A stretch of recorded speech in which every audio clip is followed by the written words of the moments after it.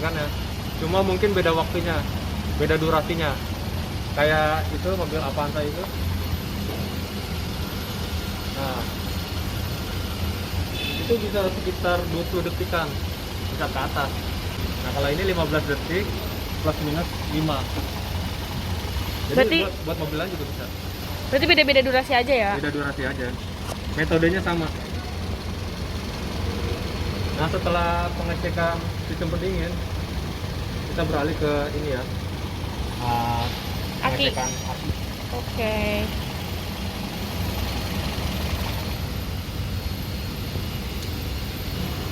Nah, ini alatnya buat ngecek akinya ya? Ya. Ini Lancol Micro 200. Banyak sih dijual di pasaran. Biasanya Bluebird pakai ini. Caranya gimana? Ini kan ada dua kabel ya, merah Iya. sama hitam. Kalian mungkin udah pada tahu, merah itu pasti untuk positif, hitam untuk negatif. Nah, ini positif aki, ini negatif aki. Jadi mobil dalam keadaan mati, kita cek kondisi akinya dulu. Nyala. Nyala. Ini kan bisa kelihatan di sini. Tegangan awalnya berapa? 12,9 volt. Itu masih masuk spek, dalam artian itu masih bagus. Kalau misalkan udah nggak bagusnya gimana? Cara tahu akinya udah mulai rusak? Dia udah di bawah 12 volt. Mungkin 11, 10 di bawahnya itu dia udah Kalau di atas 12? kalau aki di atas 12 itu biasanya habis ngecas ya, habis charging, sistem charging biasanya di atas 12. Tapi kalau aki baru atau belum dihidupkan biasanya segini.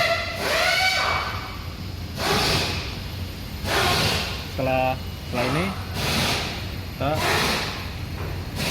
cek baterai test dulu ya, kan ada. Yang kita lakukannya cuma 1, 2, 3 doang nih. Baterai test, cranking test, sama charging. Nah, kita coba baterai test dulu. Oke, ini ada pilihan regular float.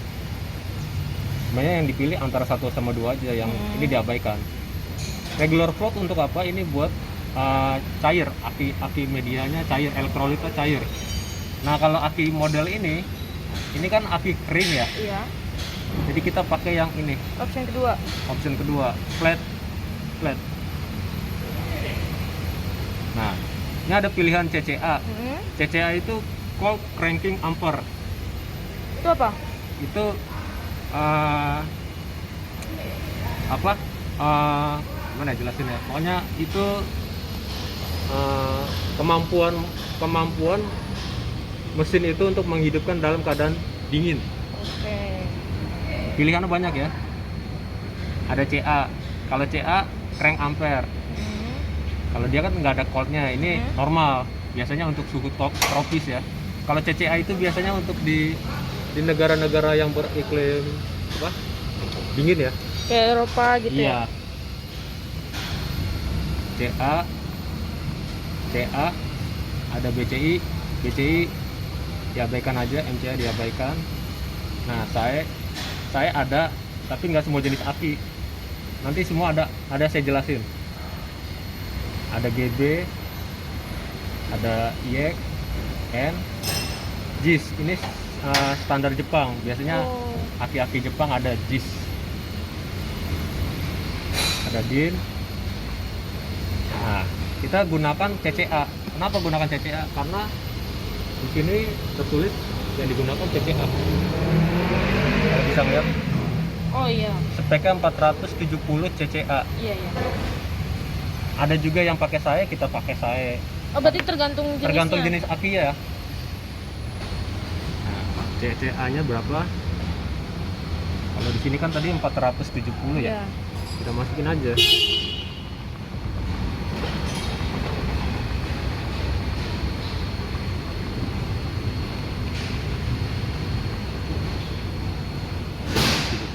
Oke.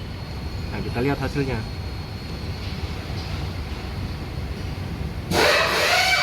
Biar saya jelasin. Good baterai. SOH itu state of health. Ini tingkat kesehatan baterai Oke. keseluruhan ya. Ah. 61%, di atas 50% dia bagus. SOC itu state of capacity. Jadi kapasitas si akinya dari itu. voltasenya ini dalam kondisi 98% full ya. Ini masih bagus Makanya di banget. sini ditulisnya good baterai. Nah, setelah baterai test, kita coba yang kedua, cranking test. Itu untuk tes apanya tuh? Itu tes crank putaran mesin saat pertama kali dihidupkan. Jadi nanti saya pencet ini, saya akan hidupin mesinnya ya. Ada tulisan start engine.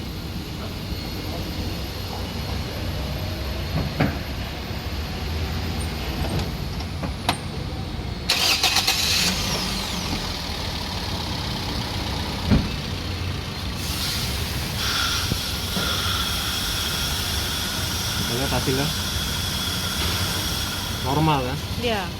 Karena di sini terbaca berapa? 11,36 11,36 ya. Oh. Dia biasanya kalau dia nggak normal itu di bawah 10, 9. Kalau dia di atas 10 seperti 11 begini dia bagus. Berarti dia masih layak, aki ini masih layak. Masih layak pakai. Ya. Nah, setelah crank kita coba yang ketiga, charging. Ini adalah tes pengisian ya. Kita tunggu dulu instruksinya apa lagi.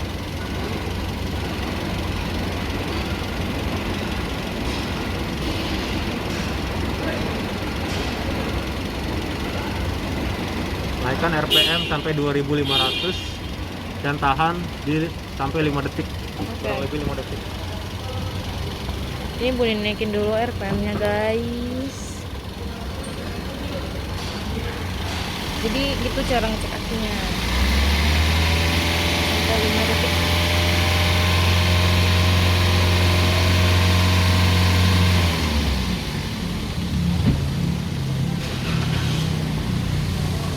Setelah 5 detik klik OK. Kita lihat hasilnya. Pembacaan apa? Normal. Normal. Iya. Kita bisa lihat sini load 13,7. Load ini dengan beban. Unload tanpa beban 13,93. Berarti masuk spek. Nah, berarti secara keseluruhan Aki ini masih aman. masih aman. Dari kondisi akinya sendiri, terus kondisi bagaimana start awal cranking test dia bagus, dan pengisiannya juga bagus. Oke. Jadi kondisi ini aki ini bagus. Jadi itulah sistem pendinginan dan sistem aki. Nah, ini final check ya, final check sebelum mobil ini dilepas. Berarti kalau akinya aman, radiatornya aman, berarti tinggal bisa langsung dibawa atau mungkin ada pengecekan-pengecekan di bagian dalamnya ya? Nah, ada kalau untuk bagian mesin itu aja. Berarti untuk finalnya pengecekan mesinnya cuma di radiator sama aki. Kalau semuanya udah beres, berarti semua udah oke. Ya kalau final checknya ya, karena sebelum final check itu tune up sudah saya kerjakan. Nah, ini apa namanya penyetelan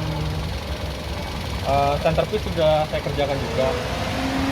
Pengecekan keyboard, pengencangan keyboard, penyetelannya sudah saya kerjakan. Jadi overall udah semua. Ini Itu, semua udah dirapihin, udah diberesin, udah dibenerin. Nah, Nah, setelah bagian mesin selesai, kita mengecekkan bagian dalam interior dan lampu-lampu ya, kelistrikan bodi semuanya.